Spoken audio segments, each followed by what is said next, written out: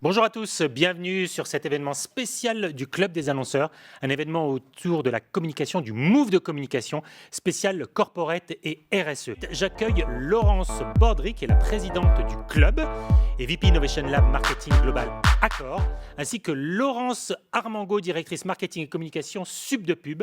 Je suis ravie de vous retrouver à nouveau en digital sur ce nouvel événement du Club des annonceurs. Vous savez qu'on a une étude, la Brand Immersion, qui nous permet avec Kantar de structurer toute l'année sur les thèmes importants.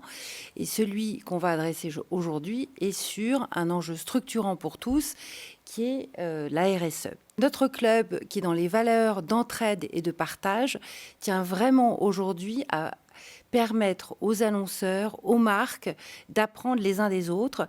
Et c'est cette intelligence collective qu'on aura tous, qui sera basée aussi sur l'intelligence des échanges entre nos différents secteurs, qui nous permettront d'avancer dans nos expertises métiers. Je suis ravie, Laurence, que tu nous accueilles ici à Sub de Pub, et aussi très fière que tes étudiants et un regard aujourd'hui sur la responsabilité sociétale et environnementale.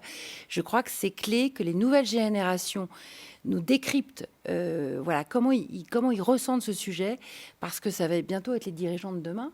C'est eux qui prendront en main les sujets. Nous, c'est vrai qu'on est particulièrement contents aussi de pouvoir s'associer au Club des annonceurs. Alors, au-delà, effectivement, de votre présence aujourd'hui dans les locaux de Sub de Pub, ce partenariat, il va donc se concrétiser autour de cette task force étudiante. Ce sont des étudiants de 5e année en planning stratégique et design thinking qui, en fait, tout au long de l'année, vont venir nourrir et compléter les réflexions du club et apporter le regard décalé, différents, inspirants, peut-être dérangeants, parfois, on ne sait pas, des jeunes qu'ils incarnent et qui, effectivement, comme le rappelait Laurence, sont à la fois les consommateurs d'aujourd'hui et les communicants de demain. La RSE, c'est un sujet qui irrigue tout. Qui est vraiment, il est partout, quelle que soit la filière qu'ils aient choisi d'aborder. C'est vraiment un sujet qui est non seulement académique et pédagogique pour eux, mais on le sent vraiment dans les échanges qu'on peut avoir. C'est totalement intrinsèque à leur façon de fonctionner. Ils seront toujours encadrés et dirigés par Sarah Mamri, qui est directrice du planning stratégique de l'agence Brainsonic et qui est la référente de ce programme de 5e année. On accueille tout de suite et en live, en duplex directement avec nous, Cindy Bétan, qui est directrice marketing de Cision et qui va nous parler de la 3e vague du baromètre des marques engagées. Cette étude est née l'année dernière, partenariat fait par le Club des annonceurs, le salon e-marketing et Cision. E-marketing n'a pas pu avoir lieu en avril dernier. Et du coup, on a quand même sorti ce baromètre des marques avec ces trois partenaires. Le thème était tellement d'actualité que nous avons décidé de le refaire cette année pour voir finalement quel est l'avant-après 2020. La question finalement sous-jacente à cette étude, c'était l'engagement, qu'est-ce que c'est ? Est-ce que c'est juste une stratégie de marque ou est-ce qu'on est vraiment en train de parler d'une réelle transformation de l'entreprise ? Des éléments de réponse, mais pour commencer, il faut savoir que le rôle de l'entreprise, c'est-à-dire le fait qu'une marque aujourd'hui se doit porter des engagements sociétaux et environnementaux, unanime. Et piquer les résultats, l'étude n'est pas encore finie. On est à peu près à 400 répondants, mais je compte bien en avoir plus. Mais pour l'occasion, pour cette spéciale... Exclue, ça s'appelle une exclue. Voilà, c'est ça. En tout cas, on était à 90% l'année dernière, c'est plus 9 points. Donc là, c'est unanime. Une marque doit porter des engagements sociétaux ou environnementaux. 80% pensent même que c'est une question de survie, donc c'est pas pour faire joli, ce serait vraiment une façon de faire perdurer sa marque. Pour vous dire, les entreprises sont clairement en action. Aujourd'hui, d'après le baromètre, 68% des communicants qui ont répondu nous disent que ce sujet a donné lieu déjà à des actions concrètes. Alors, question intéressante, qu'on n'avait forcément pas posée l'année dernière en février, vous comprendrez bien. 21% des communicants nous ont dit que la crise sanitaire avait influencé leur stratégie d'engagement. Alors, soit elle l'a accélérée et finalement, ce qui n'était pas vraiment au programme, l'a été l'année dernière, soit elles ont influencé les sujets, en fait, les thèmes d'engagement des sociétés. Donc, on leur a demandé aux communicants si vous deviez n'en choisir qu'un, quel serait l'engagement de votre société? Eh bien, en numéro 1 ex aequo arrive la réduction de l'empreinte carbone ainsi que le bien-être des salariés. Et là, je mets quand même un petit warning parce que finalement, des thèmes et des engagements comme l'égalité femmes-hommes ou des thèmes comme la diversité et l'inclusion ne sont choisis respectivement que par 6 et 4%. Quelle est la motivation première des entreprises? Eh bien, pour 60%, c'est tout simplement pour la planète et pour la société dans laquelle on vit. Donc finalement, ces engagements seraient authentiques. C'est une bonne nouvelle. C'est plutôt une bonne nouvelle. Ensuite, c'est pour l'image de l'entreprise et la confiance du consommateur, mais il y a vraiment un gap aujourd'hui. Les DIRCOM nous ont dit à 76% que l'engagement changeait profondément leur métier. C'est plus 11% par rapport à l'année dernière. Et dans la même veine, ils nous disent que le métier de communicant est devenu beaucoup plus transverse à 84%, 5% de plus que l'année dernière. Et quand on parle de transformation, moi, je trouve que la plus grosse différence avec l'année dernière, c'est que 57% des répondants nous ont dit qu'ils avaient organisé une cellule dédiée aux engagements. En tout cas, ce qu'on voit aussi, c'est que les communicants ont moins peur du bashing qu'avant. Ils sont aujourd'hui pratiquement plus de 80% à nous dire que oui, il faut communiquer sur ses engagements. Les entreprises avaient peur de communiquer là-dessus. Elles avaient peur de dire oui, mais on va dire qu'on fait bien, alors les gens ils vont arriver vers nous sur les réseaux sociaux et pointer tout ce qu'on fait de mal. Ça, c'est quelque chose qui est un petit peu passé. Sur une autre difficulté de l'engagement, on va surtout pointer la difficulté de la mesure. Quel retour, quel impact des stratégies d'engagement. Ils sont moins de la moitié à essayer de mesurer. C'est même pas à y arriver, à essayer. 49% disent qu'ils essaient de mesurer l'impact de leur stratégie d'engagement. Pour ceux qui essayent, les indicateurs principaux sont les indicateurs environnementaux, les indicateurs sociaux et sociétaux. Et troisième indicateur, ça je le vois de plus en plus dans ma société, c'est les indicateurs d'image et de réputation de marque, sur est-ce que justement ces engagements ont permis d'avoir dans les médias une meilleure image, des notions plus positives quand on parle de ma marque. C'est quelque chose qui revient de plus en plus souvent auprès des DIRCOM. Est-ce qu'il y a quelque chose qui vous a surpris sur les premiers résultats de cette étude? Moi, vraiment, ce qui m'a surprise le plus, c'est comme les entreprises se sont mis en ordre de marche et de manière complètement unanime et de manière organisationnelle. Donc, ça touche profondément l'entreprise.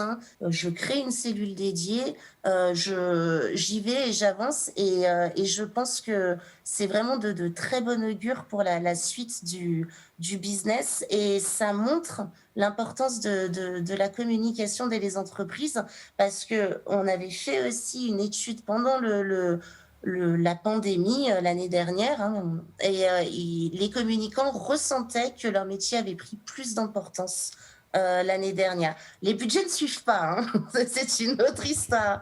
Mais en tout cas, on sent vraiment que le rôle de la communication a pris de l'importance et ça, c'est plutôt sympa pour nous. On accueille tout de suite Luc Wise de Good Company. On a un nom assez explicite et assez engagé, The Good Company.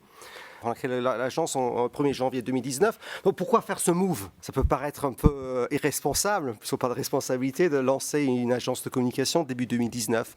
Et on l'a fait parce que déjà, on voulait à un niveau métier. Et moi, je me suis toujours beaucoup reconnu dans le métier de communicant, que j'aime beaucoup, un peu moins dans le milieu. Et on voulait créer déjà une agence où on évitait certains comportements dans une ambiance, je dirais, saine et positive. Et puis ça, c'est au niveau micro. Et au niveau macro, on a un mantra qui est « Business for good is good for business ». Quand on est une entreprise, il faut faire pour la planète et pour le profit aussi. Sinon, on est voué à l'échec. C'est la capacité, finalement, à articuler une performance économique avec une performance sociétale et environnementale qui compte. Mais nous, on a vraiment mis ça au cœur de notre ADN. Et il y a une raison pour ça. Il y a une raison pour laquelle on peut aussi espérer que, finalement, les marques de demain qui sont les plus performantes économiquement sont aussi celles qui sont les plus performantes au niveau environnemental et sociétal. Il y a une raison simple pour ça, c'est que la demande est en train de changer. Ce qui est moins comme on a mis en France, et c'est peut-être un peu moins le cas dans les pays anglo-saxons, c'est OK, il faut s'engager pour être préféré, mais faut-il parler? Si c'était important que non seulement les marques fassent, mais aussi le disent, c'est sans ambiguïté. Là, on a fait l'étude avec Via Voice dès 2019. Il y avait un 2/3 des Français qui disaient que lorsque une marque faisait bien les choses au niveau sociétal ou environnemental, ils devaient le dire. Notamment. Je pense que le shift qu'on doit faire en matière de responsabilité est encore plus grand et plus rapide. J'ai envie de dire que ce côté inéluctable, ce qui était vrai pour la révolution digitale, l'est encore plus pour la révolution responsable, puisque si on ne change pas, on risque littéralement de disparaître en tant qu'espèce Pour le humaine. coup, oui. Les marques de demain seront responsables ou ne seront pas. C'est-à-dire que de la même manière qu'il y a eu des marques qui ont été disruptées technologiquement, il y a des marques qui sont en train d'être et seront disruptées sociétalement, parce qu'elles ne répondent plus aux besoins et aux attentes de la société, tout simplement. Donc on est là pour accompagner les marques dans leur transformation responsable. Il y a une expression britannique que j'adore qui est « walk the talk ». Et donc pour ça, on s'est dit, nous, il faut aussi qu'on fasse notre propre chemin en termes de responsabilité. Et du coup, on reverse 1% de nos bénéfices à 1% pour la planète, donc des entreprises écologistes. On est en voie de certification B Corp. Et surtout, un autre point qui était important, et pour nous, c'était aussi de donner du sens au travail. Ça rejoint un peu le premier point aussi sur être en bonne compagnie et essayer de créer d'autres modèles d'agence aussi. Il y avait un truc qui était vachement à la mode il y a quelques années dans la pub, c'est-à-dire we have to break the industry. I don't want to break the industry, I want to try and fix the industry. Je ne veux pas gérer des broken people. Et donc, l'idée, c'était aussi de créer une coopérative. Et donc, l'ensemble des salariés du Good Company, quel que soit leur niveau hiérarchique, sont actionnaires de l'entreprise. Qu'est-ce qui a changé? What moved? Moi, il y a un truc qui m'avait frappé dès le confinement, c'est que là aussi, alors que ça faisait 5 ans qu'on parlait d'engagement, et d'ailleurs que les entreprises, agences et annonceurs confondus, avaient souvent des directrices ou directeurs d'engagement, c'est qu'il y a eu ce moment de sidération en mars, avril de l'année dernière, où il ne s'est rien passé. Après cette première phase un peu de sidération, les marques se sont engagées, et puis on le voit là dans le ranking dont parlait Cindy, 2 choses. Premièrement, effectivement, les marques qui ont toujours été engagées ont répondu présent et sont restées très clairement dans l'esprit des Français. Puis il y a des marques qui ont émergé parce qu'elles ont eu le courage à un moment donné d'assumer leurs responsabilités sociétales dans une année compliquée. Et puis il y en a d'autres qui ont beaucoup parlé de leur responsabilité sociétale, et puis en 2020 ont été absents des débats. Peut-être qu'ils ont payé aujourd'hui le prix dans la perception du public. Une tendance qui était déjà très forte, qui s'est accélérée avec le Covid, c'était chères marques, et notamment les grandes entreprises, vous faites beaucoup d'argent, vous avez beaucoup de pouvoir économique, beaucoup de pouvoir aussi imaginaire. Qu'est-ce que vous exercez comme responsabilité en retour? Et donc, on demande aux entreprises de rendre des comptes, et c'est un peu c'est la mise en garde qu'avait fait l'oncle de Spider-Man à Spider-Man, c'était « Ok, mon cher Peter, tu as beaucoup de pouvoir, mais exerce-le avec responsabilité. » Et on a vu une accélération de cette prise de conscience chez les gens. Autre truc très intéressant, c'est que quand on demande aux Français, suite à la crise du coronavirus, direz-vous que la communication des entreprises et des marques, qu'est-ce qu'elle doit faire? Il y a quand même 67%, donc plus du 2/3, qui disent devra vraiment changer suite à la crise du coronavirus. Donc on voit qu'on est sur un vrai shift. On parlait de move. Là, c'est un big move. Donc les gens disent il faut que vous communiquiez sur vos engagements, mais dans les faits, j'ai un petit doute. Et même pas un petit doute, puisqu'il y a 66% des Français qui disent qu'ils ont le sentiment que la communication ou le good advertising des annonceurs ne correspondent pas complètement à la réalité de ce qu'ils font. Et c'est un bond assez significatif en 6 mois, puisqu'on est passé de 49 à 66%. Donc c'est ça le paradoxe que je voulais partager sur cette partie-là, c'est que l'attente de communication n'a jamais été aussi élevée, la communication responsable n'a jamais été aussi élevée, mais la défiance n'a jamais été aussi élevée aussi. Et donc du coup, comment faire pour bien communiquer? As good brands, qu'est-ce qu'on peut faire moving forward? Alors, là, nous, on l'a un peu tordu pour se dire, c'est quoi les 4 P d'une communication responsable et réussie?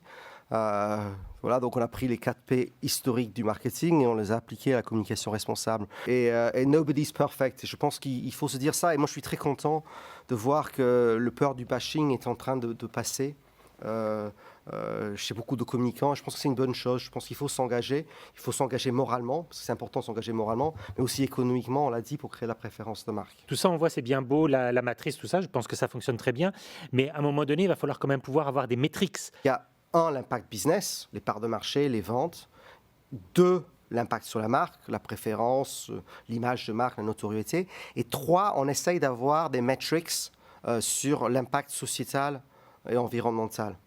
Alors, nous, pour l'instant, c'est sur mesure. On n'arrive pas à le généraliser. Je pense que c'est compliqué de le généraliser. Ouais. Ça va être plutôt au cas par cas, parce que je pense que finalement, les objectifs de développement durable sont multiples. Et donc, le standardiser, ça me paraît compliqué. Mais en tout cas, il faut en avoir conscience et il faut à chaque campagne essayer de l'intégrer dans le dashboard pour se dire que cette campagne est réussie pour le business, pour la marque, mais aussi en termes d'impact. Il n'y a rien qui m'exaspère plus que des hashtags comme Good After COVID-19. Je pense qu'il faut arrêter de remettre après ce qui peut être fait aujourd'hui. Il ne faut pas oublier que notre langage, notre manière de parler, structure notre compréhension du monde. Donc si on commence à dire même inconsciemment que c'est après, c'est après, c'est pas maintenant. On a parlé de génération future, c'était une erreur et ne commettons pas la même erreur. Donc peut-être pour finir, je dirais oui, you have to move, but let's move now. Voilà. Une table ronde avec 3 belles marques qui vont venir discuter avec nous de leur posture, de leur position et de ce qu'elles mettent en place pour ces communications et ces postures RSE. On a avec nous Valérie Darmaillac qui nous rejoint. Bonjour Valérie, voilà, qui est directrice de la performance environnementale et du développement durable pour Voyage SNCF. On a également Fanny Auger, bonjour Fanny, directrice de la marque et du RSE pour Nature et Découverte. Et on a également Pierre Boucli, qui est Head of Marketing and Public Relations pour Too Good To Go. On va attaquer tout de suite avec vous, Valérie. SNCF, c'est quoi les étapes qui nous amènent où on en est aujourd'hui? Puis qu'est-ce qui s'est passé ces derniers temps? Dans ce moment de grande turbulence, on a trouvé des ressources pour adapter le trafic de nos trains, le faire repartir quand il fallait le faire repartir, ajuster notre politique tarifaire, ajuster notre politique d'échange et de remboursement, montrer une grande agilité dans ces temps très troublés, et mine de rien, on apprend aussi de ces choses-là. Et alors, dans ce marasme ambiant, moi qui défends la cause environnementale du plus fort que je peux dans l'entreprise, avec une structure qui s'est créée il y a que 1 an, mais quand même juste avant tout ça, j'ai évidemment vu une opportunité de faire entendre plus fort ce qui me semble être une évidence depuis bien longtemps, qui est que la SNCF a revendiqué très fort tous ses arguments et tout son engagement pour l'environnement. Et force est de constater qu'on l'avait fait avec beaucoup de frilosité avant. Je me suis tout à fait reconnue dans les propos de Luc. Et que là, on y va maintenant assez fièrement avec des atouts intrinsèques qu'on a et qu'on se doit de faire savoir. Et puis, notre credo, c'est de faire savoir et de faire plus. Parce qu'on se dit qu'il n'y a que comme ça qu'on gagne en crédibilité, montrer ce qu'on est, qui on est, et c'est un peu une responsabilité que de le faire. Et puis, faire preuve de notre engagement pour faire encore mieux, en pointant du doigt ce qu'on ne fait pas très bien et ce sur quoi on s'engage à s'améliorer, et en communiquant plus largement sur nos actions. Je pense que globalement, il y a quand même une envie de consommer différemment, d'adapter ses consommations, et une conscience qui s'éveille, et que nous, marques, on doit éveiller encore plus, qui est de décarboner nos vies. Il faut qu'on donne de la valeur à ce critère de choix qui est mon empreinte carbone. Petite réglette, preuve number one de ce qu'on est, c'est en fait l'empreinte carbone par kilomètre parcouru par voyageur. Et en fait, on compare ce que ça représente de voyager en train, en TGV Inouï, en Ouigo ou en Intercité. Moi, je travaille pour la partie longue distance, et qu'on compare à un trajet équivalent qui serait effectué en voiture ou en avion. Et c'est effectivement des choses qu'on a mis du temps à communiquer parce qu'on se disait, on va nous dire, il n'y a pas ci, il n'y a pas ça. On n'était pas forcément très à l'aise, pas non plus envie de dire, il y a le bien, il y a le mal. C'est pas comme ça qu'on veut communiquer. C'est vraiment ça, créer la fierté du train et revaloriser ce sujet de l'empreinte carbone et d'un choix vertueux quand on choisit un mode de transport par rapport à un autre. Notre programme, Planète Voyage, c'est faire savoir ça et c'est faire plus. Faire plus sur 2 axes. 2 axes qui sont s'engager à toujours consommer moins d'énergie, parce qu'on se dit qu'on doit faire notre part dans une stratégie nationale bas carbone. Donc ce volet énergie très important, et puis un autre qui est globalement être un acteur de l'économie circulaire, préserver nos ressources, ça veut dire éco-concevoir nos produits. On est en train d'éco-concevoir le TGV qui roulera en 2024, et il n'est pas conçu avec les mêmes convictions que ceux qu'on a construits il y a 40 ans et qu'on démantèle en ce moment. 92% de nos rames, elles sont recyclées. On prolonge aussi nos matériaux le plus longtemps possible. Il y a des choses qu'on ne fait pas de manière idéale. On voit quand on vend des salades dans des bols en plastique dans nos bars TGV. En mois de novembre, on aura un nouveau prestataire restauration, et il y a des choses qui changeront. Ce ne sera pas parfait partout, mais petit à petit, on y va. Et je pense qu'en fait, cette politique de se dire... On est très transparent, à la fois sur ce qu'on fait déjà bien et puis sur ce qu'on sait qu'on doit améliorer. Et ça nous permet de donner des preuves et des rendez-vous régulièrement. Et c'est comme ça qu'on fonctionne. Voilà, sur ce faire plus. Alors en termes de communication, qu'est-ce que ça donne justement ? Une campagne d'affichage, c'est la première fois qu'on a dit ces choses-là qui sont pourtant voilà, des choses qu'on connaît déjà depuis longtemps, à la fois pour TGV Inouï, pour Ouigo et pour Intercité. Une campagne avec des signifiants propres à chacune des marques, mais qui, dans les deux cas, insiste sur ça va vite, c'est puissant et c'est bas carbone. C'est pas toujours évident, en fait, la notion de bas carbone. En fait, ça nécessite quand même un peu de pédagogie, le sujet de l'énergie, le CO2, l'impact sur le climat. Donc, ce dont on s'est rendu compte après cette première vague, c'est qu'on avait besoin aussi d'associer ça, qui est encore une fois l'argument le plus important, à des petites actions qui sont, à des petites preuves qui sont des marqueurs de notre engagement sur une ambition un peu globale pour l'environnement.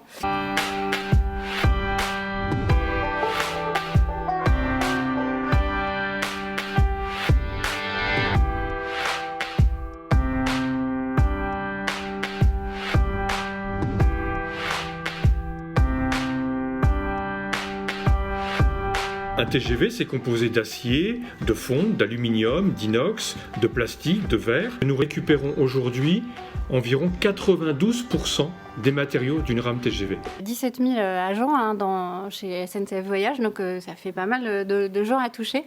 Et étant donné que c'est un parti pris résolument fort que de revendiquer cet engagement de l'entreprise, il faut que ce soit incarné le plus possible. Donc on a lancé un dispositif assez simple qui s'appelle Parler Green sans rougir, où on leur donne des éléments de pédagogie pour que justement ils soient à l'aise avec ces histoires d'énergie, de CO2, de climat. Et là, on sent que dans cette période-là, cet engagement de l'entreprise, cette affirmation, cette voix qui est clairement posée par notre président, par les communicants, par ceux qui agissent au quotidien, ça redevient un levier d'adhésion et de fierté qui est facilement partageable avec les clients en plus. C'est ça c'est un peu la magie de ce sujet-là. Fanny, on va passer à vous sur Nature et Découverte. D'abord, un petit historique, parce que quand on dit Nature et Découverte, on se dit, d'accord, ils ont tout fait, c'est déjà bien, mais quelle posture aujourd'hui vous avez par rapport à ça ?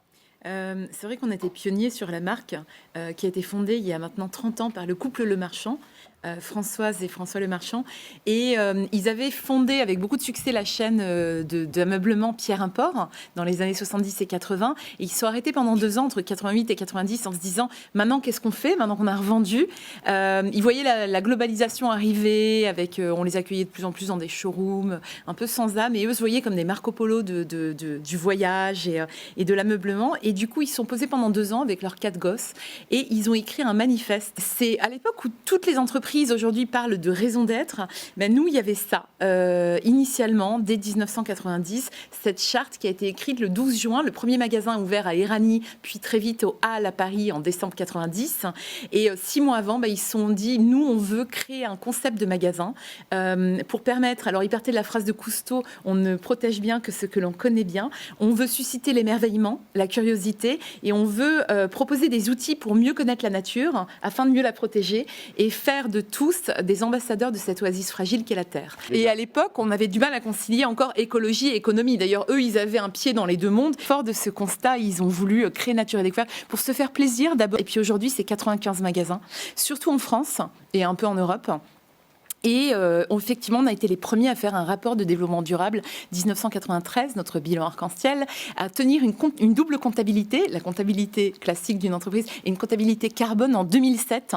Et aujourd'hui, on est encore tous mobilisés autour de notre comptabilité carbone et on s'attaque au scope 3, ce qui est vraiment énorme.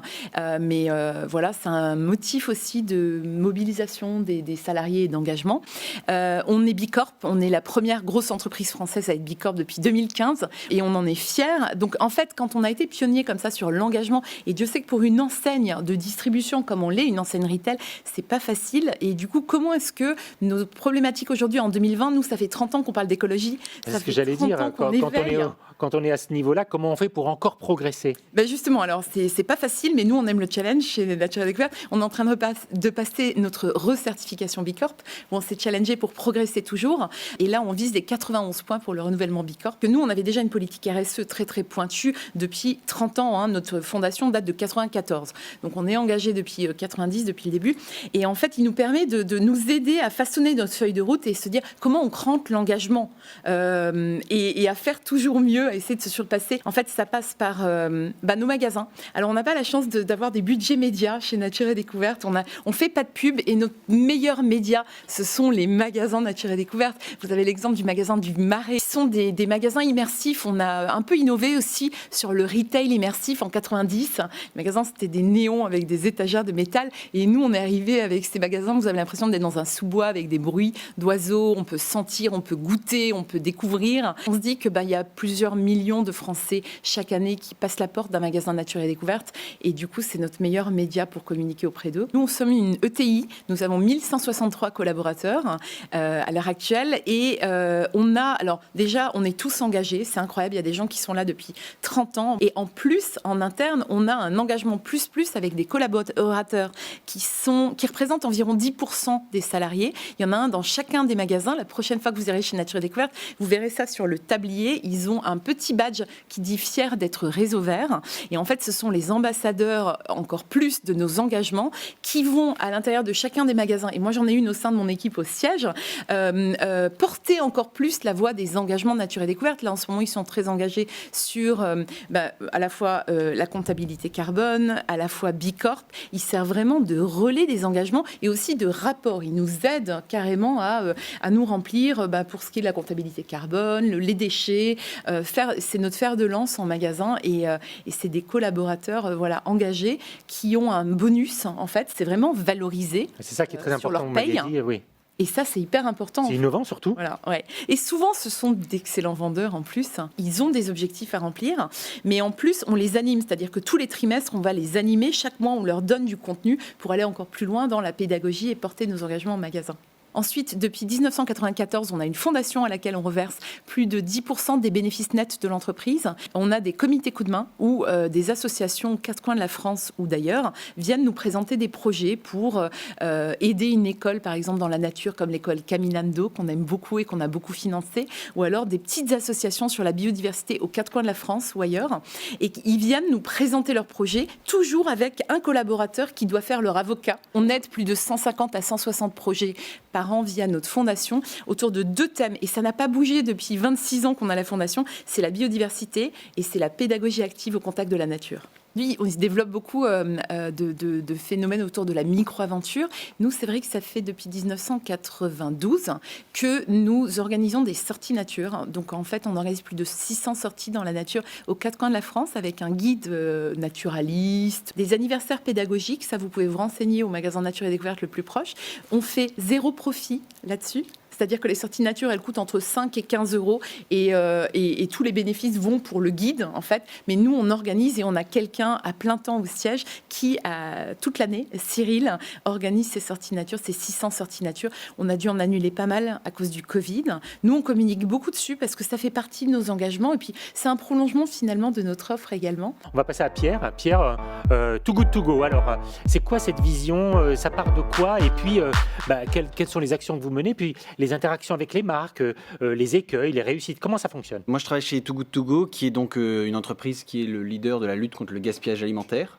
Aujourd'hui, la mission de l'entreprise, c'est d'inspirer et d'engager tout le monde à lutter contre le gaspillage alimentaire et donner les moyens à tout le monde de s'engager, justement. Pour faire ça, ce qui est connu du grand public et connu de la majorité de beaucoup d'entre nous, c'est notre application. Donc, il y a plus de 8 millions d'utilisateurs, qui est en fait une application de mise en relation entre des professionnels qui auraient des produits invendus en fin de journée, des particuliers qui souhaiteraient les récupérer en fin de journée, à la fois pour la planète et à la fois parce que ce sont des produits à des prix cassés. Indépendamment de ça, on a d'autres projets qui en fait font Too Good To Go et qui font que nous revendiquons un mouvement de lutte contre le gaspillage alimentaire. On essaye de travailler donc avec des entreprises dans le cadre de leur stratégie de lutte contre le gaspillage alimentaire ou leur stratégie RSE plus large. On essaye de travailler aussi évidemment avec tous les consommateurs et les foyers pour sensibiliser tout le monde à qu'est-ce que c'est que le gaspillage alimentaire, comment bien lire une date de consommation, comment avoir les bons réflexes pour trier son frigo, etc. Mais au-delà de ces 2 piliers, on en a 2 autres qui sont celui des affaires publiques. Donc comment est-ce qu'on essaye de travailler avec le gouvernement, avec des institutions qui mettent en place des labels, etc., à mettre en valeur le gaspillage alimentaire sur le devant de la scène. Et le dernier, c'est le pilier qu'on appelle le pilier de l'éducation. C'est comment est-ce qu'on éduque les enfants au gaspillage alimentaire pour qu'ils comprennent ce que c'est, comment est-ce qu'on adopte les bons réflexes et comment ensuite on sensibilise d'autres enfants autour de nous, nos parents. Finalement, vous développez un véritable écosystème qui est celui de se dire on n'est pas uniquement sur le projet, mais on est plus large, puisqu'il y a une question de sensibilisation, puis carrément de lobbying, on peut le dire. Mais est-ce que dans tout cet écosystème, vous n'avez pas encore des écueils? Est-ce que vous arrivez à passer cette vision et à faire comprendre que, comme quoi finalement c'est un enjeu essentiel? Typiquement, on parlait des entreprises. Parfois, nous, notre objectif lorsque l'on travaille avec une entreprise, c'est de s'assurer qu'elle souhaite réellement lutter contre le gaspillage alimentaire et qu'on n'ait pas une solution parmi d'autres qui permet de valoriser des produits, etc. Et du coup, on essaye de comprendre avec eux comment ils peuvent sensibiliser leurs consommateurs, comment ils peuvent mettre en place des réflexes à tous les niveaux de l'organisation, que ce soit au niveau de la production, de la distribution, pour réduire le gaspillage alimentaire à tous les niveaux. Souvent, et l'un des écueils parfois, c'est qu'on a face à nous des organisations qui sont un peu plus âgés, un peu moins agiles, qui ont des process qui sont lourds, une logistique compliquée. Et nous qui sommes assez agiles et qui souhaitons challenger rapidement les choses, parce qu'on n'a que 5 ans encore une fois, on essaye de faire en sorte de casser ces barrières.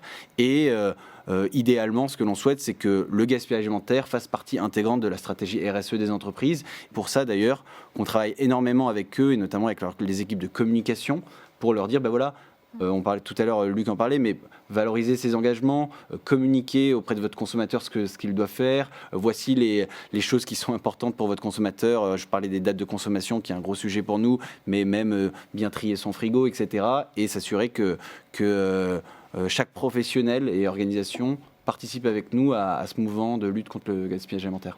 Comment vous arrivez à communiquer? Comment est-ce que vous communiquez de manière commune avec les marques avec lesquelles vous travaillez? Comment ça fonctionne, cet écosystème-là? Pour parler sur les marques et les organisations, souvent, on essaye de communiquer sur le nombre de paniers qu'ils ont sauvés avec nous et l'équivalent carbone que ça représente, parce que c'est important pour eux. Mais aussi, on essaye de communiquer avec eux, comme je vous disais, tous les bons réflexes et fournir les astuces du quotidien qui font que ce gaspillage alimentaire il soit diminué. Un tiers de la production alimentaire aujourd'hui est gaspillée. Et du coup, ça passe par à tous les niveaux, que ce soit au niveau de la production, de la distribution, mais aussi beaucoup nous, les consommateurs, qui avons les mauvais réflexes et du coup gaspillons. Donc ça, il y a tout ce pendant-là avec les marques. Il y a aussi tout ce que nous, on va produire un peu dans la même veine sur notre blog, sur nos réseaux sociaux, sur nos newsletters, pour sensibiliser tout le monde au gaspillage alimentaire, l'impact qu'il a sur la planète et ce pourquoi c'est à la fois un sujet important, mais aussi les astuces pour les diminuer. Et après, il y a certains sujets qui sont importants pour nous et sur lesquels on s'est positionné, à savoir, j'ai parlé 2 fois des dates de consommation, on a réalisé un pacte sur les dates de consommation avec une 50aine d'acteurs de la filière alimentaire. On a lancé l'année dernière et qui est un pacte pour sensibiliser les consommateurs à la distinction entre les 2 dates de consommation qui existent. Et ça, c'est un sujet phare pour nous, sur lequel on communique avec tous les signataires du pacte. Et aussi, on a réalisé une campagne de communication très large où Too Good To Go était assez peu mis en valeur, alors que ça représentait des investissements de communication importants pour nous en octobre de l'année dernière, pour sensibiliser sur les dates de consommation et du coup, juste essayer de s'assurer que le gaspillage associé aux dates diminue dans le temps. On dit qu'on a un mouvement parce qu'on veut associer un maximum de personnes à ce mouvement de lutte contre le gaspillage alimentaire. Et je pense que l'une des forces et l'une des clés du succès de Too Good To Go, c'est cette capacité à fédérer autour de ce sujet du gaspillage alimentaire. Parce qu'aujourd'hui, on le dit, on le répète, mais l'écologie, ce n'est pas un sujet où on doit être partisan, c'est un sujet collectif où tout le monde a son rôle à jouer, individus, organisations, politique, et nous, on veut être ce porte-parole du gaspillage alimentaire. Cette question de l'évaluation de vos actions, en fait, comment vous évaluez vos actions, et puis le futur, comment vous allez encore avancer pour aller plus loin sur tout ce projet? Alors, l'évaluation de nos actions, nous, le critère numéro 1 associé à notre association que l'on suit, c'est le nombre de paniers qui sont sauvés par jour ou par mois au travers de notre application, qui nous permet de créer un lien, on va dire, entre business et impact, parce que tout à l'heure Luc en parlait, mais c'est important d'avoir un bon lien entre impact environnemental et impact économique. Après, on a d'autres critères de succès qu'on va suivre tout au long de l'année, qui vont être le nombre de personnes qui, encore une fois, ont téléchargé tel ou tel document sur notre site, le nombre de personnes qui vont nous suivre sur les réseaux sociaux, où on ne va pas du tout parler typiquement de notre application, mais qui est juste pour mettre sur le devant de la scène le gaspillage alimentaire et de manière plus large, quels sont le nombre de personnes que l'on va toucher sur ce sujet du gaspillage alimentaire. Et typiquement dans la campagne sur les dates de consommation dont je vous parlais juste précédemment, c'est le critère numéro 1 de succès, c'était le nombre de personnes touchées, le nombre de fois qu'ils avaient été touchés. Aujourd'hui, la grosse actualité, c'est que Guillaume Garot, qui est un député, va amener sur le devant de la scène un second projet de loi sur le gaspillage alimentaire que nous avons soutenu au travers de différentes actions, ça va à travers d'une tribune qui a été publiée aujourd'hui et signée par différentes personnes. Je crois qu'il y a quelqu'un de chez Nature Découverte qui l'a signé, il y a quelqu'un de chez Leclerc, Intermarché, tous les grands acteurs de la filière alimentaire, et aussi toute une pétition qui a recruté à peu près 30 000 signatures en une semaine pour mettre sur le devant de la scène le gaspillage alimentaire comme une cause nationale sur 2021. Donc ça, c'est demain. Après demain, dans les prochains mois, il y a différents sujets. Il y a notre expansion internationale, parce qu'on essaye avoir une portée internationale à notre mouvement. Donc les États-Unis, le Canada, l'Irlande sont des sujets actuels. Et d'autres sujets qui sont le sujet de l'éducation. Donc on lance un programme éducatif qui devrait commencer en septembre-octobre de l'année prochaine pour vraiment avoir un rôle de sensibilisation auprès des professeurs et des enfants dans les écoles. Donc ça, c'est des projets court, moyen, long terme que l'on a. Fanny, pour vous, cette question de l'évaluation, on a déjà un petit peu parlé en une minute, et puis l'avenir. Nous, on est un retailer, alors j'allais dire, il y a déjà le NPS. C'est tout bête, mais bon, voilà, et qui est excellent chez nous. On est à 77 là pour décembre 2020, ce qui est incroyable pour un retailer. Pas mal. Et 59 sur le digital. Donc on a une entreprise qui est aimée et qui est plébiscitée. L'engagement des collaborateurs, j'en ai parlé. L'engagement de nos clients, et puis on le voit parce qu'ils répondent à nos mails, à nos réseaux sociaux. Je crois qu'on est un peu une love brand avant l'heure, en fait, chez Nature et Découverte, ou au moins une Madeleine de Proust, et les gens en général aiment bien cette marque.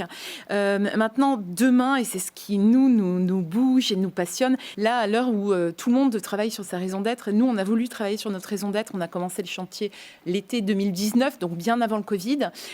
On l'a sorti pendant le Covid, pendant le confinement numéro 1 en avril dernier. Et en fait, on ne l'a pas encore annoncé publiquement parce qu'en fait, au lieu de faire un effet d'annonce et puis il n'y a rien derrière, nous, on a préféré travailler comme des petites tortues, justement, ou des petites fourmis ouvrières sur bouger sur cette raison d'être. Donc, on a créé en interne un département sur l'innovation durable parce qu'on se dit que ça passe. Alors oui, nos engagements par la fondation, par l'entreprise, la comptabilité carbone, la RSE, on est pionnier sur Bicorp, sur plein de choses, mais aussi sur notre offre produit. Mais on veut essayer de vraiment créer un cercle vertueux avec toute notre offre. On réaudite tous nos fournisseurs. Aujourd'hui, vous n'hésitez pas même à diminuer le nombre de références. Exactement, on a diminué le nombre de références de 30% l'année dernière. C'était le but, on l'avait annoncé au plan, puis alors la crise du Covid nous a aidés encore plus. Et en fait, on se rend compte que cette premiumisation sur la marque, c'est une stratégie qui marche finalement. Au moment de Noël, on a eu un très bon mois de décembre et on se dit que les gens sont prêts justement à nous suivre dans ces engagements. Donc on a créé un département d'innovation durable qui travaille sur l'économie circulaire, sur qu'est-ce qu'on fait de nos produits justement après, mais aussi sur la durabilité, sur créer des produits plus vertueux. Il y a aussi plein de choses qu'on lance sur des communautés. On se dit qu'aujourd'hui, Nature et Découverte, c'est une communauté aussi, avec autant de millions de visiteurs de nos magasins chaque année et plus des abonnés à nos réseaux sociaux, à newsletters. On est un peu comme un média. Et donc, quelle est notre responsabilité par rapport à ça et comment est-ce qu'on bouge davantage encore cette communauté? Notre raison d'être, c'est vraiment offrir des solutions concrètes, des produits et des expériences, tous ceux qui veulent changer leur mode de vie pour une écologie de la terre, du corps et de l'esprit.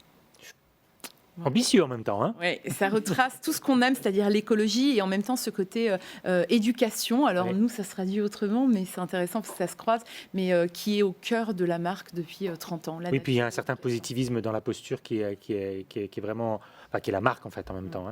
Hein. Valérie, pour terminer de votre côté, le demain et puis cette question de l'évaluation des actions que vous menez.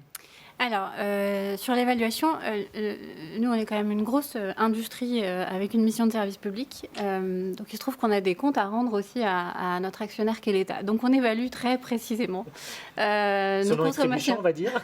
nos consommations d'énergie et en l'occurrence, on a eu des aides récemment, une recapitalisation de l'entreprise qui vit une période difficile en ce moment, comme beaucoup de transporteurs, et qui est éco-conditionnée. C'est la première fois qu'il y a une recapitalisation qui est aussi directement liée à un engagement fort qu'on a pris de réduire de 30% nos émissions de gaz à effet de serre sur la traction. C'est une première même, je crois. Ouais. Et de 50%, c'est d'ici 2030, je vous donne des chiffres, mais il faut les associer à des dates, sinon ça ne sert à rien. D'ici 2030, de 50% sur les émissions de nos bâtiments. C'est un engagement fort sur lequel on se doit d'avoir un reporting précis. On l'est déjà très précis sur la traction, qu'on maîtrise bien, et c'est 90% de nos consommations d'énergie. Sur nos émissions de bâtiments, sur les émissions du numérique, c'est plus compliqué. Donc voilà, on est en phase c'est moins maîtrisé, je dirais. On est en phase d'audit, et ça occupe beaucoup de notre temps de faire la photographie, et ça va être 2021, on est sur cette photographie.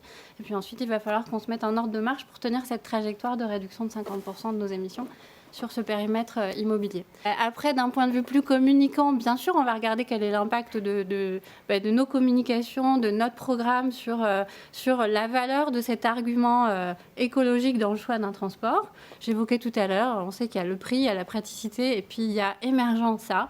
On aura bien travaillé si on voit que ça prend plus de place. On sent que c'est ça qui va nous permettre de mesurer l'efficacité de nos actions. Et puis, il y en a un autre très concret, et on associe clairement, nous, l'environnement et le business, c'est que les gens qui auront délaissé leur voiture et l'avion pour venir dans nos trains, ça en monitore plutôt très précisément. C'est notre indicateur principal de performance. Pour demain, allez, je peux finir par cette année, on fête les 40 ans du TGV. Donc c'est pas demain, c'était hier, mais ça nous projette sur. On va se redonner de la valeur à ce que c'est qu'un train, un TGV, comment est-ce qu'il a évolué, et puis surtout commencer à se projeter sur le TGV du futur, qui roulera. Le TGV M comme modulaire qui roulera à partir de 2024 et qui embarque dans sa conception déjà des impératifs d'éco-conception qui n'existaient pas précédemment, et puis des logiques de modularité plus fortes pour que on puisse transporter plus de vélos quand il y a besoin de transporter plus de vélos. Aujourd'hui, on sait qu'on est contraint, qu'on a une offre qui correspond pas forcément aux évolutions futures, et ça me semble une évidence qu'il faudra laisser plus de place au vélo globalement dans nos vies, et qu'on soit en capacité aussi de gérer ça dans nos trains, par exemple. Sur la restauration à bord, et j'évoquais, c'est une grande source aujourd'hui chez nous de génération de déchets, et c'est là qu'on se doit aussi d'être exemplaire, y compris sur le sujet des invendus de la resto d'ailleurs. Merci beaucoup, merci à vous trois. On va accueillir tout de suite nos amis étudiants. On va avoir cette promotion de Sub de Pub qui va venir nous rejoindre.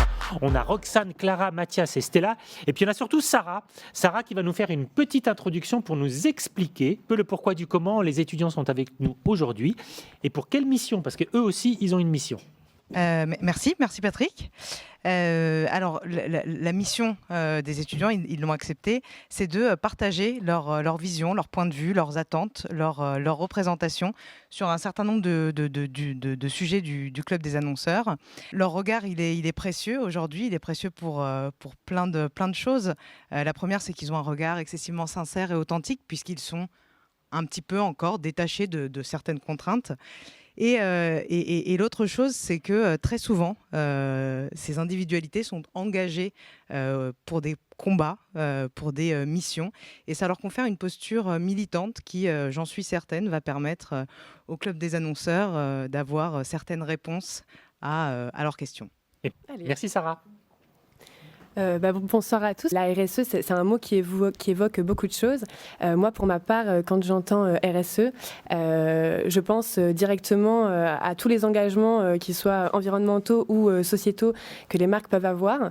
Mais je vois aussi derrière tout ça des termes un peu comme politique RSE, trajectoire, processus, feuille de route, des termes qui évoquent plutôt des actions lointaines plutôt que maintenant. Et en tout cas, de mon point de vue, et ce que je pense, c'est qu'il y a un petit peu un gap entre le désir et la réalité le discours et les actions, et que la RSE, ça semble être un très beau modèle qui réunit de beaux acteurs avec des belles promesses, mais qui atteint peut-être pas forcément encore le terrain avec des actions concrètes. C'est vrai que la RSE est un mot assez flou. Personnellement, quand j'entendais le mot RSE, je pensais développement durable, écologie, toutes ces choses-là, alors que la RSE, c'est bien plus que ça. Je pense que les entreprises et les marques communiquent beaucoup sur ce qu'elles font en termes de développement durable et peut-être pas assez sur leur action sociale, même sociétale. Côté sur le positif, j'ai l'impression qu'il y a un vrai élan de questionnement autour de la notion de RSE. Et c'est ce que je trouve intéressant aujourd'hui sur ce débat et sur cette thématique qui permet d'ouvrir le champ des possibles au sein des métiers de la communication et des médias. Le RSE, c'est flou aussi, juste tout simplement d'un point de vue temporalité, parce que nous, aujourd'hui, on vit dans le présent, on vit dans l'instant présent, on vit maintenant. On pourrait l'illustrer très simplement, c'est un peu comme si je vous invitais à un repas entre amis et que je vous annonçais que j'arrête de fumer.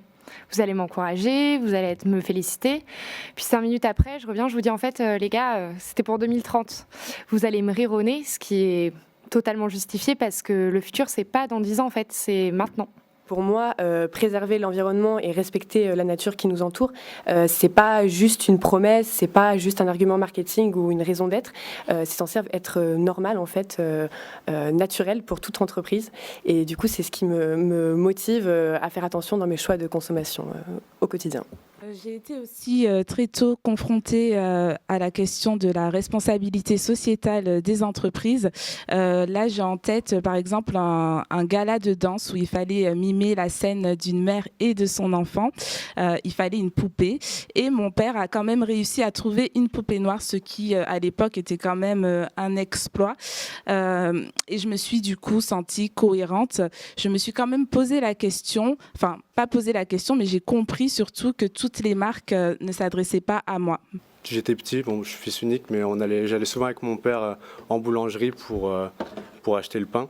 Et au final, je voyais que le boulanger jetait souvent, vers 13h, vu qu'on arrivait assez tard, les invendus. Et ça me disait, est-ce qu'on n'aurait pas pu en faire quelque chose ou est-ce qu'on aurait pu le donner à quelqu'un ? Et je pense qu'aujourd'hui, dans mon regard de futur communicant et d'étudiant, c'est un peu ça qui me fait me dire que je suis assez sensible aux démarches des entreprises qui ont le moyen de faire quelque chose de positif autour d'elles et qui le font. De la même manière, j'ai une idée assez concrète d'un instant dans mon enfance où je me souviens avoir pris conscience de cette responsabilité et pris conscience que je devais m'engager. C'était tout simplement au moment tant attendu de la liste au Père Noël. Je parcourais le catalogue, je regardais de quoi j'avais envie dans les pages, mais j'ai eu ce sentiment où je me suis sentie un peu obligée de choisir mes cadeaux dans ces pages roses dites réservées aux petites filles, alors qu'au fond, moi j'avais juste envie d'un sabre laser Star Wars ou d'un ballon de basket. C'est un peu comme si toutes ces images ces catégorisations-là que je trouvais déjà abstraites à cet âge-là, voulaient me dire ce que je pouvais ou je ne pouvais pas faire, ce que je devais ou je devais pas acheter. Tout n'est pas tout noir, il y a quand même des marques, et heureusement, des marques qu'on aime beaucoup et qui nous convainquent de leurs engagements. Moi, pour ma part, c'est la dernière campagne de Naturalia qui est sortie au second tour des élections municipales en 2020. L'engagement écologique n'est pas une question de couleur politique, c'est pas droite-gauche, c'est vraiment une question de volonté, en fait, c'est une question de comportement. Et ça montre aussi, à travers cette campagne, que les marques, aujourd'hui, ont un rôle et un impact, on va dire, égal, voire plus puissant que la politique, en tout cas en matière de RSE. Ça m'a touchée et j'y ai cru parce que la marque, elle est honnête et elle nous montre un vrai problème, en fait. Les marques sont aussi de plus en plus nombreuses à redéfinir les codes de beauté. Je vais prendre l'exemple de Rihanna, qui a déjà créé plus de 50 teintes de fond de teint pour tous les types de peau et qui maintenant a créé une marque de lingerie inclusive en fait, donc on peut voir toutes les tailles représentées, voilà, là en fait ça nous prouve qu'il n'y a pas de normalité en termes de beauté et que toutes les femmes sont la normalité. Je trouve ça très beau. Elle est même allée plus loin dans l'inclusion puisqu'elle a choisi un mannequin grande taille pour sa collection homme, donc ce qui nous prouve que l'inclusivité ce n'est pas seulement une affaire de femmes mais aussi d'hommes. Et personnellement, moi la marque qui a eu l'action la plus concrète et sur laquelle je me suis le plus référé, c'était Monoprix, parce qu'en 2020, en novembre, ils ont eu une action qui était assez solidaire vis-à-vis des commerçants indépendants et commerçants non essentiels, entre guillemets, juste par le fait que dans 250 de leurs magasins en France, ils ont pu mettre à disposition des places de marché, des endroits justement pour ces commerçants indépendants. Et c'est comme s'ils avaient répondu à l'indignation nationale ou l'indignation de ce groupe de personnes qui ne pouvaient plus agir comme elles le faisaient avant. Et c'est une action qui est assez concrète, je trouve, qui est assez solidaire. Et en même temps, c'est une action au travers de laquelle on est sincèrement acteur de son discours. Et il y a une phrase qui avait été dite par le président de Monoprix, justement, Jean-Paul Mochet, qui disait « Lorsque nous avons le droit d'ouvrir alors que d'autres ont l'obligation de fermer, nous avons le devoir de les accompagner et de les accueillir. » Et je trouve que dans la notion de RSE, c'est un des éléments que moi, personnellement, je note le plus important. C'est qu'on est dans un monde où il faut qu'on avance ensemble. Et être acteur de son discours, c'est pas que les marques qui doivent le faire. Je pense que les consommateurs ont un rôle à jouer là-dedans aussi. À mon tour, je trouve qu'il y a énormément de discours dont on devrait prendre exemple, des publicités qui me font croire qu'on peut arrêter de se bloquer sur des images préconstruites de genre. Et c'est le cas de la campagne Jules, Men in Progress.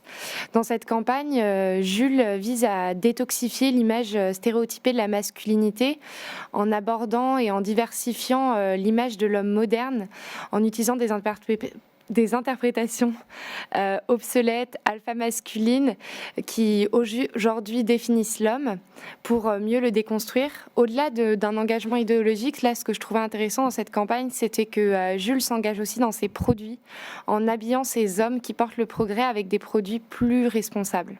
C'est un bel exemple de marque qui, de par mon achat, ma consommation, me fait avoir un acte RSE. Du coup, on est là ce soir ici pour vous parler un petit peu de ce que nous, on aimerait pour demain. Ce qui va me toucher le plus quand une marque va communiquer autour de ses engagements RSE et particulièrement ses engagements environnementaux, ça va vraiment être une posture de sincérité, d'honnêteté qui, pour moi, accompagne obligatoirement par des actes et des preuves concrètes, que ce soit donc de la transparence sur la composition des produits, sur l'origine des matières premières, mais aussi la condition sociale des salariés. Pourquoi pas de co-construire avec sa communauté le prochain produit ou la prochaine gamme que la marque souhaite développer. Je suis hyper confiante en l'avenir pour les marques et pour notre société en général, parce que je pense que tant qu'on est honnête, tant qu'on est sincère, peu importe qui l'on est, qu'on comprend ses erreurs, qu'on essaie toujours de s'améliorer, on inspirera toujours la confiance autour de nous. Moi, ce qui me touche particulièrement chez une marque, c'est quand elle prend vraiment en compte toutes ses cibles. Voilà, je pense que le consommateur a besoin de se sentir compris, de se sentir surtout représenté, en fait, de pouvoir se reconnaître dans les campagnes, par exemple. Je voulais aussi souligner que les marques ont aujourd'hui quand même un rôle majeur dans la construction identitaire des personnes, au même titre que la famille, que l'école, que le travail, et que ça, c'est vraiment une belle responsabilité. Il y a des engagements sur lesquels, à partir du moment où on a des actions concrètes, les faits sont là, on aura accompli quelque chose de positif. Si on a le pouvoir de le faire, autant le faire. Communiquer dessus, c'est important, c'est bien parce que ça justifie nos actions et en même temps, ça nous permet d'avoir une réelle légitimité sur les actes qu'on a accomplis et dans les faits, on ne pourra pas nous le reprocher parce que les faits sont là. Ce qui me parle, ce qui me touche, moi, c'est aujourd'hui de me sentir impliquée avec l'entreprise, qu'elle devienne un sorte de catalyseur de consommateur, qu'elle me fasse devenir l'acteur de son propre combat RSE. De ce fait, moi, je vais devenir, par mon choix de consommation, un acteur de leur projet et une personne plus responsable. Moi, ce qui m'anime aujourd'hui dans les marques, c'est une marque qui se comporte plutôt comme un coach avec des objectifs plutôt transformistes et qui va me donner les petits conseils, le petit coup de pouce, le moyen que moi, consommatrice, je devrais utiliser pour devenir plus responsable et faire bouger les lignes à mon tour. Qu'est-ce qui vous a animé de venir témoigner aujourd'hui, en fait, ce soir ? Je pense que pour tous les quatre, c'est surtout une très belle opportunité, surtout en cette période de Covid où c'est un peu difficile de faire des projets. Là, c'était un vrai projet concret qu'on a pu faire en une semaine, donc finalement, c'était bien. Et puis, c'est surtout parce que je pense qu'on est tous engagés sur différents sujets, que ce soit l'écologie, le féminisme ou l'inclusion. Et je pense qu'on était heureux que des marques nous demandent notre avis, en fait.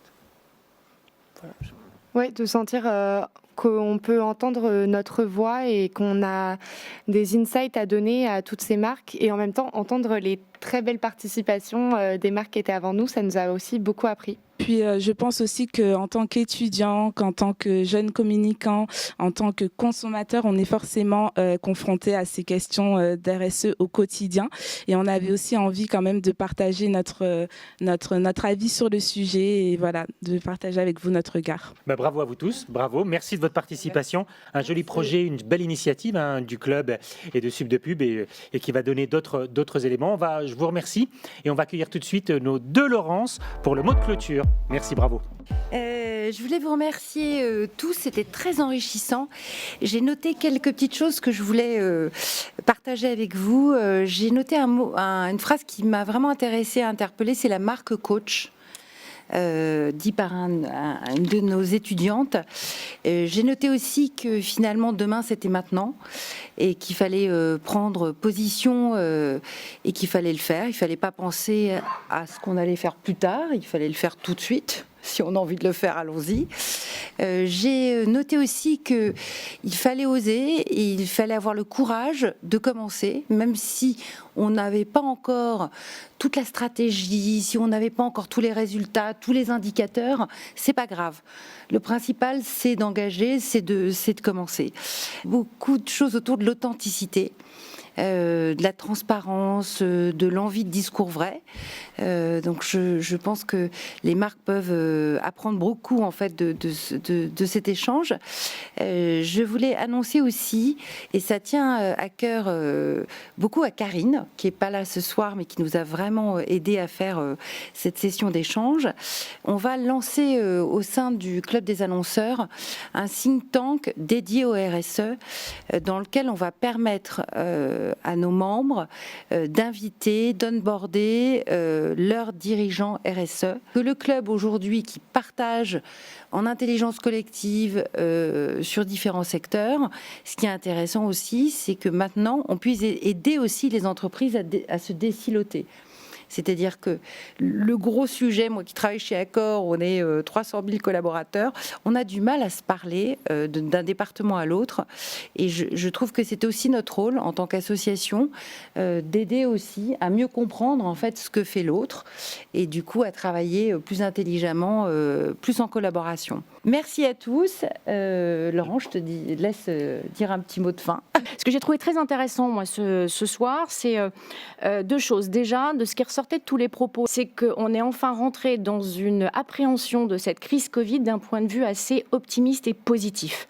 Mais cette crise, elle a obligé tout le monde à accélérer le process. J'ai beaucoup aimé aussi de voir rentrer cette dynamique RSE, non pas comme quelque chose qui flottait, une espèce de bulle comme ça, qui vivait de façon un petit peu stratosphérique et isolée. Non, c'est un vrai sujet économique, c'est un sujet de société.